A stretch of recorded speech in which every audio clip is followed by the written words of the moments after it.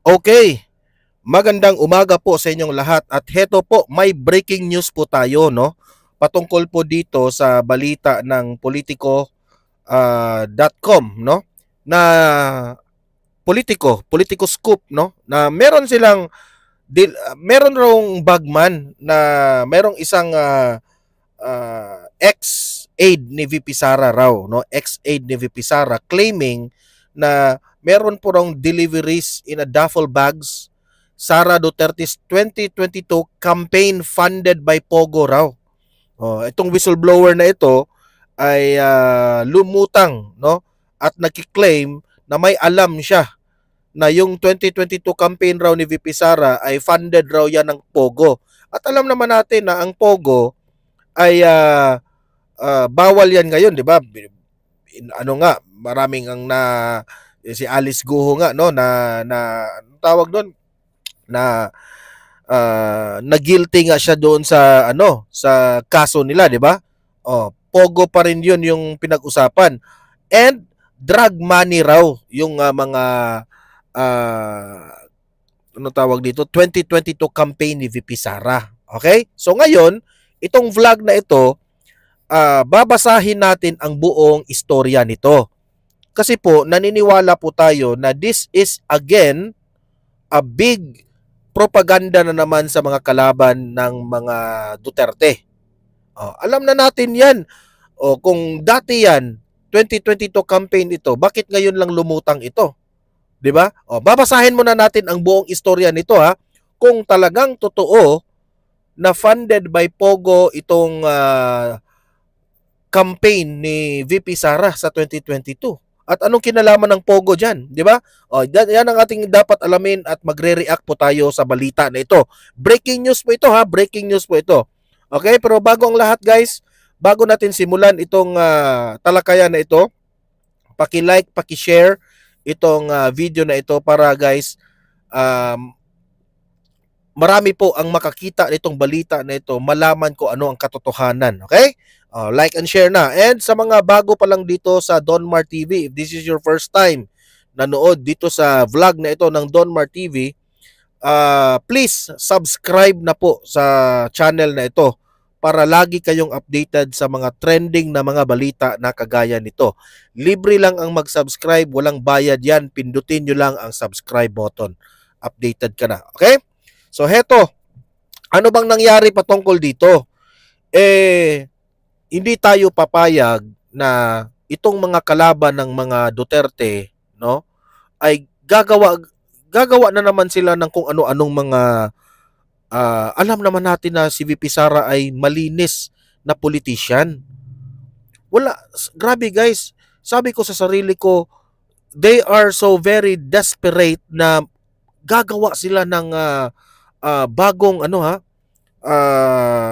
bagong gawa-gawa na kasalanan ni VP Sara.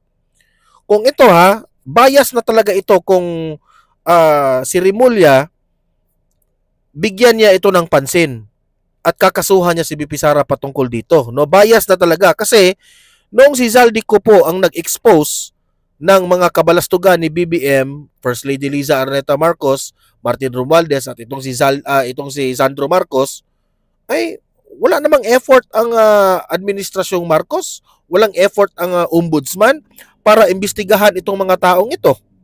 'Di ba? Walang efforts. Pero kung itong si Ombudsman Rimulya, kung ito paiimbestigahan niya ito at talagang ididikdik talaga, no, na imbestigahan na mayroong kasalanan si VP Sara, sabi ko, grabe na itong administrasyon na ito. They are very desperate sa 2028. Ito yung balita because kailangan malaman natin lahat. Ano ba ang patungkol dito? Kailangan malaman natin ito yung full na balita na patungkol po dito na ito, according to recent report by Politico, a man named, ito yung whistleblower Ramil Lagunoy Madriaga. Yan ang pangalan sa ang tanong ko dito kay Ramil Lagunoy Madriaga, bakit ngayon ka lang lumutang? Kung talagang may kasalanan itong si VP Sara, bakit ngayon ka lang lumutang? ito rong si Ramil has come forward claiming that he served as a bagman for Sara Duterte. Bagman raw ito ni former President Duterte. Meaning, he allegedly handled cash deliveries linked to the Vice President. Okay, una kong argumento, Ramil Lagunoy, kung totoong bagman ka ni BP Sara, no? Magpakita ka ng video or picture man lang na nagpapatunay na hawak mo ang pera na yan at kasama si BP Sara. Yun lang, kasi kung ikaw magkiklaim ka, hearsay na naman ito. Ang hirap eh. Wala tayong ebidensya tapos gawa-gawa tayo ng kwento. Oh, ikaw, itong si Ramil Lagunoy, kung sino man ang may utos sa iyo patungkol dito, no? Delikado ka, sir. Kasi babalikan ka ni BP Sara eh. Pwede kang kasuhan sa mga aligasyon mo. At kahit pa walang investigasyon, hindi naman ako maniniwala dito sa balitang ito. Di ba? I don't know lang ha kung lulusot na naman itong balita na ito, no? Kasi they are very desperate na lang talaga. In a sworn affidavit obtained by Politico, Madriaga alleges that the 2021-2022 national campaign of Sara Duterte was financed by Pogos and drug dealers. Yan ang claim niya. Mabigat ito ha, kung totoo man ito, makukulong si BP Sara. Kasi involved ang mga drug dealers eh. Di ba? Sabi ko, talagang imposible, unang-una. Kasi yung tatay ni VP Sara, against sa mga droga-droga na yan, yung mga drug lords na yan. Tapos, si VP Sara, pipiliin pa niya itong mga drug dealers na ito. Di ba? Itong Pogo. Anong kinalaman ng Pogo? At the end of the day, wala namang walang logic ba? Let us say, sige, Pogo ang nag-finance ng 2022 campaign ni VP Sara. Anong makukuha ng Pogo? Doon pa lamang na argumento na walang makukuha. At the end of the day, anong nakuha ng Pogo? Pinashutdown yung Pogo. Si VP Sara naging Vice President. Iisipin siguro ng Pogo, anong makukuha namin kay VP Sara kung amin siyang tutulungan? At the end of the day, si Bongbong Marcos ang masunod kay presidente. Tingnan nyo ngayon, nakinabang ba ang Pogo? Wala. So malayo yan sa argumento na itong Pogo ay nag-finance dito sa campaign ni VP Sara sa 2021-2022. Di ba? Ito pa. Itong si Madriaga, no? Ito yung whistleblower, nag-claim siya na ang campaign raw ay coordinated through a group called ISIP. ISIP raw. May may meaning itong ISIP. ISIP. Okay? ISIP Pilipinas ang pangalan. Which began as ito ha, Inday, ang letter I is Inday, letter S is Sara, Inday Sara Duterte, dayon ang I is dayon my president is letter P. Okay? So kung tuloy-tuloy mong basahin ay Inday Sara Duterte is my president, ISIP. Okay? Yan ang initials. Halata talagang gawa-gawa eh. Kasi mali-mali na nga yung initials nila Hindi mo isip ang kanilang nilagay pero wala naman, hindi naman tukma sa ginawa nila. Ang ISIP raw, a support network reportedly organized in 2020. So 2020 pa raw ito under the instruction of then Davao City Mayor Sara Duterte. Parang malabo. Si VP Sara pa talaga ang mag-create ng isip na yan. Di ba? Hindi ko lang alam kasi sa ngayon malabo eh. Si VP Sara nga nag-iingat ito eh. Kilala ko itong galawan ni VP Sara. Nag-iingat yan na maggawa-gawa ng grupo. Hindi ko maniniwala na siya yung nag-organize nito. Okay? Together with several of her former classmates from San Sebastian College of Law. Ang tanong, kasi former classmate man raw niya, dapat may lumutang ng mga former classmate ni VP Sara. Di ba? Yan ang tanong. Kayong mga former classmate ni VP Sara, lumutang kayo. Kung totoo mang ito, Siguraduhin nyo lang na former classmate mo kasi kung hindi kayo kilala ni VP Sara, and that's a big question. Kasi ang dali-dali naman talagang maggawa-gawa ng kwento. Di ba? Patuloy. Ito. Madriaga says he served as national convener of ISIP Pilipinas. No, ito raw yung create ni VP Sara. Convener raw siya. He said that initial funding came from Mayor Sara and other allied support groups. Later, he claims money from pogos and drug dealers was used to support the campaign. Ang tanong, Madriaga, ano ang ebidensya mo na makapagpatunay na may dala-dala kang pera? 'Di ba? Because you claim At ano ang patunay mo, no? Na nandyan talaga yung pera, binigay mo mismo ni VP Sara, binigay mo at ito po yung pinakalat na pera para sa initial campaign ni VP Sara. Magpakita ka ng ebidensya. Kami mismo ang maniniwala. Ika nga. Okay? Maniniwala kami kung meron kang ebidensya. Kasi tingnan natin, ha? Kasi yung ebidensya mo, baka AI yan Susuriin natin yan ng mabuti. Kasi ang hirap pa-sworn ka dyan. Tapos hindi mo yan mapapatunayan, makukulong ka lang. Di ba? Ano ba ang bagman na Madriaga na kanyang ibinulgar dito? Ito, according to his affidavit, some of the alleged money operations include after Sara Duterte won as Vice President in 2022.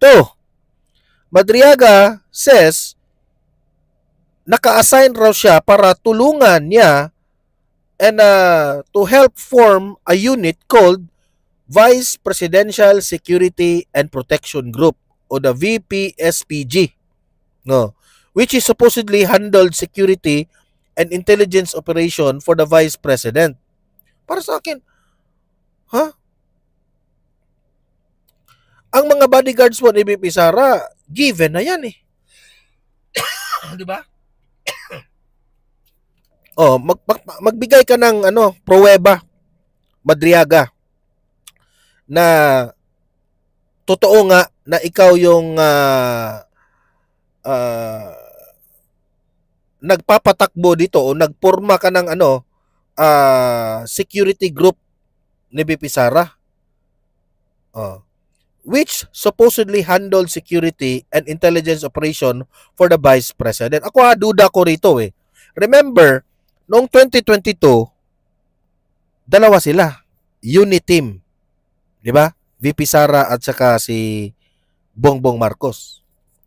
Baka duda lang ako I might be wrong, I might be correct. Maybe this is half-truth. Baka itong si Madriaga, tauhan ito ni BBM. Duda lang ako na tauhan ito ni BBM, tapos isa ito sa mga script nila ngayon na, ano ka para magmukhang totoo ito. Ganito, gagawa tayo ng bagong script. Pwedeng ganun na ito, campaign ito ganun, ganyan. At tapos sasabihin natin na ikaw yung ginawa ni VP Sara na security Maybe, merong mga ganyan na i-connect nila sa katotohanan may ebidensya ka like for example may ebidensya ka dito sa VPSPG mo, let us say, pero wala ka namang ebidensya doon sa kiniklaim mo na galing ito sa drug dealers at sa mga pogos, di ba? Pwedeng ganun. So nagdududa na ako dito, this is half truth. O maybe kilala ka ni VP Sara pero gumagawa ka lang ng kwento. Kasi delikado pong itong ginawa ni Madriaga Pwedeng binabayaran siya ngayon ng malaki. 'Di ba? Alam mo naman ngayon sa panahon ngayon, sa sobrang hirap sa bansang Pilipinas, kakagatin ni Madriaga ito. Gusto ko, kung pagtuunan man ito ng pansin, sige, isinado natin ito. I-blue ribbon natin ito. Tingnan natin sa mga question and answer. Sasabit ka dito ni Marcoleta. Kasi hindi ka uubra dito eh. Mm. Tingnan natin kung talaga bang ikaw ba yung pinabuo ni VP Sara sa PSPG. At i-connect natin kung totoo ba itong akusasyon mo patungkol sa Pogo at sa drug dealers na nag-support dito sa campaign ni VP Sara. Okay? Oh. Siya raw ay pinabuo dito sa Vice Presidential Security and Protection Group, which supposedly handled security and intelligence operation for Vice President. He said he worked under two individuals he named as head of the unit, Dennis Nolasco and Raymond Dante Lachica. Ngayon, ang tanong, pwedeng si Dennis Nolasco at si Raymond Dante Lachica ay pwedeng kasabwat dito. Kasi plano na ito lahat. Pwedeng ganun ha. O pwedeng, tingnan lang natin ha, kung ano ang statement dito ni Dennis Nolasco. Hindi natin kilala ito ha, at si Raymond Dante Lachica. Let us wait for the statement of this itong dalawang tao na ito na dinamay niya. Okay? Na nagtatrabaho ra siya dito sa mga taong ito. Hindi ko alam kung sino yung mga taong yun ha, o kung tauhan ba yun ni VP Sara para magmukhang may kasalanan talaga si VP Sara. As part of his duties, Madriaga alleges he transported large sums of cash to various locations, including duffel bags and cars, upon alleged orders. Kasi ako duda, another duda, halata na gawa-gawa itong kwento na ito. Kasi hindi sila pwedeng gagamitin nila ang corruption money from the government. So ang gagamitin nila, kasi hindi pa naman connected si VP Sara at that time sa national government. Tandaan natin ha, VP Sara is connected from the local government pa. Kasi 2021, 2022 pa ito. Diba? So ang gagamitin talaga nila para walang sabit, gagamitin nila ang Pogo at mga drug dealers. Diba? Sobrang halata ha. Example from the affidavit. A duffel bag filled with cash was reportedly brought to a comedy bar in Timog. You specify what comedy bar in Timog ha, yung detalye. Where Madriaga claims he saw the office of the Vice President spokesperson, then classmate of Duterte, inside. The bag was left upstairs in an office. Madaling mag-narrate na ganito yung nangyari, nandoon sa comedy bar, tapos sa taas doon binigay yung ang bag na na may laman na pera. Madaling magsabi na ganun. May picture ka ba? 'Di ba? Ganun, may picture ka ba? May CCTV ka ba doon? Ganun lang kadali. 'Di ba? O kung meron man kayong copy sa CCTV na itong mga pinagsasabi mo, ang tanong, ano ba 'yan? Is that really that video pertaining to what you said na 'di ba? Ang dali naman magawa-gawa ng video. Let us say merong video na ito yung pag-transpose namin ang pag-transport namin ng pera, ganito, ganyan. Pero hindi naman pala kay VP Sara. 'Di ba? Baka kay Bongbong Marcos 'yan. 'Di ba? Tapos ibinibintang lang ninyo kay VP Sara. Ang tanong ko dito na malaki, paano mo ito i-connect ni VP Sara? Ha? Na may connection siya dito. 'Di ba? Kagaya nung panahon ni Dilima. May may tumawag man ni Dilima doon, 'di ba? Na si Sebastian. Ay ba Sebastian ba 'yon o si Kulango ba 'yon? Tumawag man si Dilima sa nagtawagan man sila ni Dilima. Ito ang tanong ko, kung namimintang kayo kay VP Sara, ang tanong, paano nyo ito i-connect? Naka-VP Sara talaga 'yan. 'Di ba? O let us say totoo itong mga sinasabi mo, paano mo 'yan i-connect ni VP Sara? 'Di ba? Malabo. May text message ba kayo galing kay VP Sara na okay na? 'Di ba? May text message ba kayo galing sa secretary mismo ni VP Sara? O campaign manager ba ni VP Sara na nandito na yung pera. 'Di ba? Oh. Ito yung sabi mo, oh. Oh. Ang spokesperson. Oh, wala kang ang ibinibigay na pangalan. Ang sabi mo lang dito, OVP spokesperson. Sino? Kailan? What time? Anong date? Oh. 'Di ba? Anong kulay ng bag? Oh. 'Di ba? Sabi mo comedy bar. Anong pangalan ng comedy bar sa Timog? 'Di ba? Ang dami. Kung hindi ka consistent dito, wala.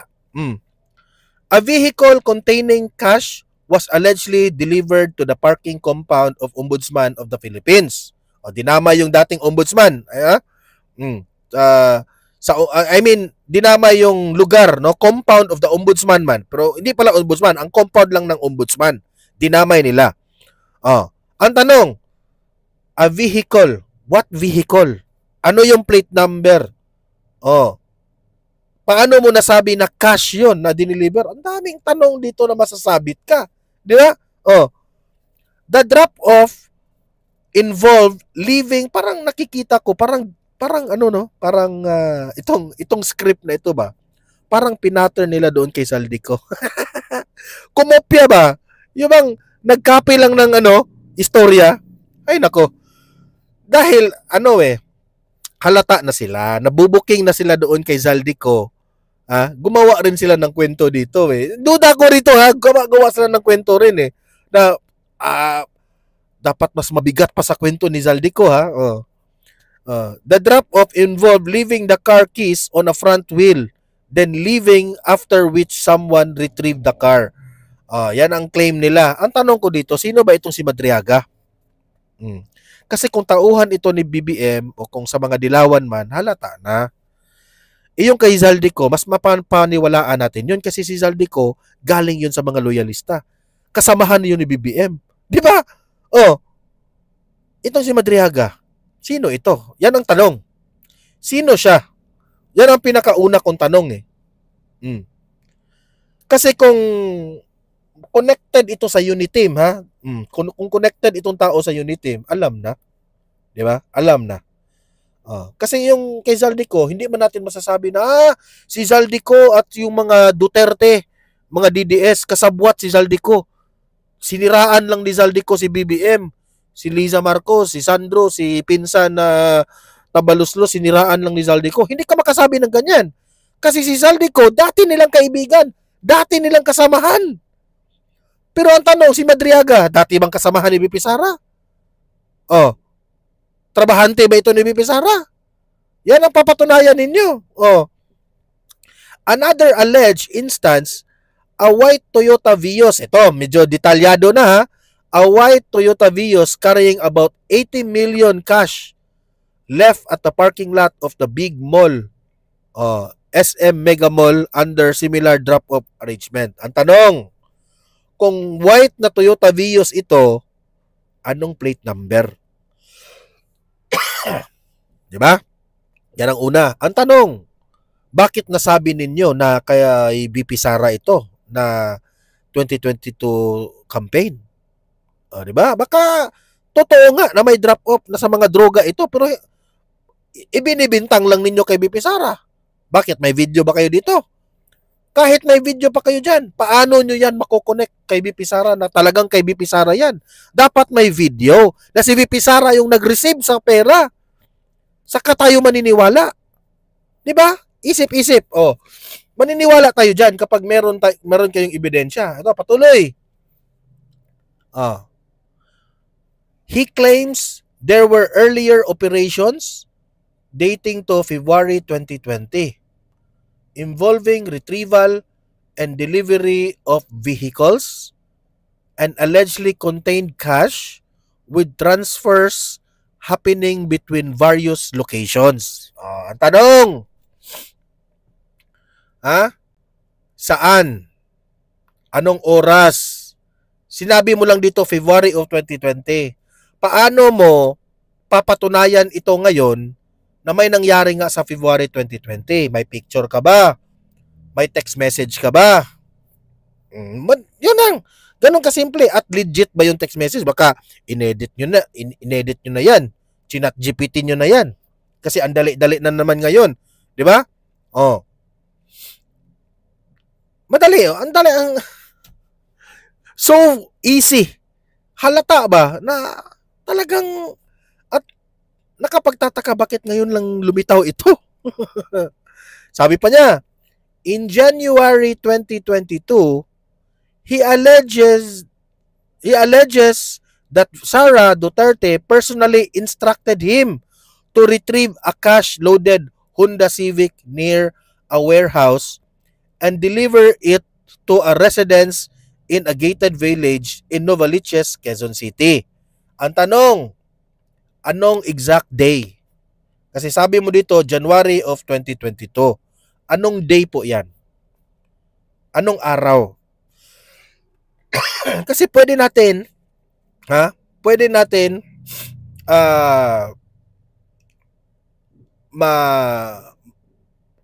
i-trace yan kung nasaan si VP Sara sa 2022 of January. Okay? Kasi kung hindi mo ito makokonek, kung wala kayong ebidensya, wala kayong mga text message, kung ano man ang magpapatunay, this is purely hearsay and gawa-gawa. Specifically, a house owned by a family he named. A few days later, sino itong family name na yan? Sino ang pagmamayari ng bahay na yan? Ang dami nating tanong, di ba? Ang dami naming tanong na hindi kayo makapagsagot dito ngayon. A few days later, he said he was ordered to deliver another cash-loaded vehicles to the same address. Ang tanong, what address? Kasi, di ko lang alam kung mariretrieve pa yung mga CCTV dyan. Kasi, kung gawa-gawa lang kayo ng kwento, wala kayong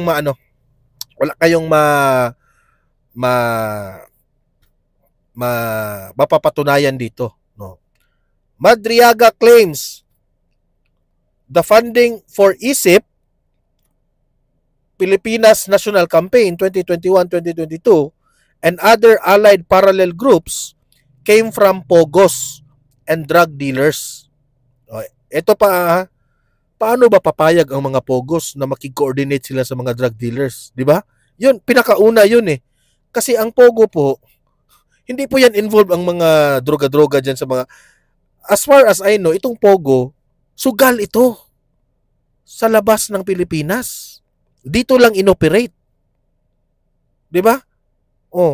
Papayag ba ang pogo na makikoordinate dito sa mga drug dealers? I don't think so. He says he personally identified several allegedly involved individuals during a frequent pickup. Sino ang mga pangalan nito? Yan ang tanong namin. Of cash-filled bags at multiple locations, province in Pampanga malls. Kahit totoo itong mga sinasabi mo, ang tanong, paano mo yan ngayon i-connect ni VP Sara? Yun lang. Pinakasimple, di ba? Patuloy. Sa Pampanga malls raw at mga hotels. Seda Hotel in Quezon City and even luxury hotel Grand Hyatt Manila. Tanong, anong oras? Anong araw? Anong buwan? Paano nyo yan mapapatunayan na meron talagang dinala na bag full of money? Meron ba kayong supporting evidence dito? Kasi kung wala, good as hearsay, good as gawa-gawa. Simple simple. As of the time of the report, neither the Office of the Vice President nor the individuals named in the affidavit has issued a public response to the allegations. Alam nyo, seryoso po ito, no? Itong mga aligasyon na ito po'y seryoso.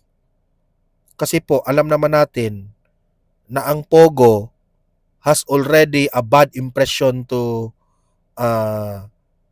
itong bansang Pilipinas. Tapos, parang wala talagang lusot si VP Sara, dinamay nila pa yung drug dealers. At yun ay talagang malaking imposible. Kasi itong panahon na ito, panahon ito ng tatay ni VP Sara, former President Duterte. Mainit ang issue when it comes to droga. At hindi ako maniniwala na papatulan ito ni VP Sara itong 2022 campaign niya para masira lang ang pangalan nila, makikipag-coordinate siya dito sa mga drug dealers at sa Pogo? I don't think so. Sobrang malabo. Sobrang malabo sa totoo lang. Halatang halata na itong itong propagandang ito, itong paglabas ng timing tiniming talaga nila. Nagdududa ako. Actually, sa totoo lang, nagpanic na itong administrasyong Marcos. Bakit ko ba nasabing nagpanic sila? Kasi nabubuking sila sa mga aligasyon, akusasyon ni Zaldico. At alam nila, no, kahit nga hanggang ngayon, no, hindi pa nila ma-investigate yung mga sinabi ni Zaldico. Kasi kung matino pa itong administrasyon na ito, dapat ini-investigate na nila yung mga sinabi ni Zaldico. Hindi nga nila ma-investigate eh. Pero, the fact that the Filipino people is very angry about, alam naman natin, yung mga nagrarally, galit na galit eh. Especially na si Zaldico na mismo ang nagbulgar. And who is Zaldico? Hindi man yan kaalyado ni VP Sara. Zaldico is the dating kasamahan nila ni BBM at ni Martin Romualdez. So malaki ang chance na totoo yung sinabi ni Zaldico. So nagpapanik ngayon ang administrasyon. In order for them para malihis ang issue, in order for them para mabura yung sinabi ni Zaldico, gagawa rin sila ng kwento ni VP Sara. O anong gusto ninyo? Baka gumawa kayo ng kwento dito kay VP Sara para mag-rally na naman ang tao para patalsikin si VP Sara bilang bilang Vice President. Alam niyo, sa totoo lang, ito lang yung masasabi ko sa inyo, mga itong mga kampo ni na Bongbong Marcos. Kung sino man ang gumawa nito para siraan si VP Sara, hindi kayo mananaig. Nagsasabi lang ako ng totoo hindi kayo mananaig. Kasi the truth will always prevail. Kung totoo man na si VP Sara ay involved dyan, na nakipag-coordinate siya sa Pogo at dyan sa mga drug dealer na yan para lang manalo sa 2021-2022 campaign na yan, I'm sure, no, kung meron kayong ebidensya, makukulong si VP Sara at ma-impeach si VP Sara. Unless kung ang desisyon, kung sino man ang magdidesisyon nito o kung ang gagamitin na naman ng administrasyon ang ombudsman at magiging bias, talagang talo si VP Sara. Pero malakas ang kutob ko na hindi talaga nila ito mapapatunayan. Kasi lahat ng mga aligasyon nila, kailangan nila ng supporting evidence. 'Di ba? Ang dami na nandito po sa bar na ito, comedy bar, iniwan raw sa taas, iniwan raw doon sa yung puting Vios na sasakyan. Ang dami nilang accusation. Kahit may video pa sila ang pinakamalaking tanong, how can you connect it to VP Sara? Tapos, nakapagtataka yung timing. Inilabas nyo ba ito ngayon? Dahil nagpanic na kayo? Kasi nilaglag kayo mismo ng sarili nyong kasamahan, which is si Zaldico? Nagtatanong lang ako tiniming nyo ba ito? Di ba? Ewan ko na lang kung maniniwala ang taong bayan nito. Kasi nung una kong nakita yung balita na yan, sabi ko, wala na talaga. Desperado na talaga sila. Desperado na talaga sila. Yung kay Zaldico, hindi mo masasabi na desperado si VP Sara? Kalaban ni VP Sara si Zaldico? Paano yan? Nilaglag kayo ng sarili ninyong kasamahan. Tapos nakapagtataka pa, no? Parang nagbulag-bulagan pa talaga itong mga ahensya ng gobyerno natin. Ombudsman, DOJ, itong ICI na create ni BBM, nagbulag-bulagan pa kayo. Na obvious na yung mga sinabi ni Zaldico. kulang na lang imbestigahan yung mga sinasabi niya. Tapos hindi niyo pa rin ginawa. Oh, tapos heto na naman.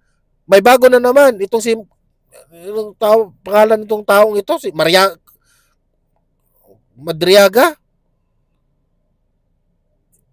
Ito na naman yung uunahin nyo dahil si VP Sara kaaway ng administrasyon.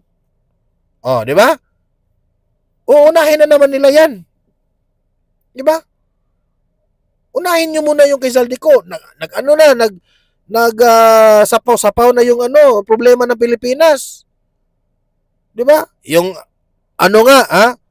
yung ginawa ni First Lady Liza Araneta Marcos doon sa Amerika, yung Tantoko na issue.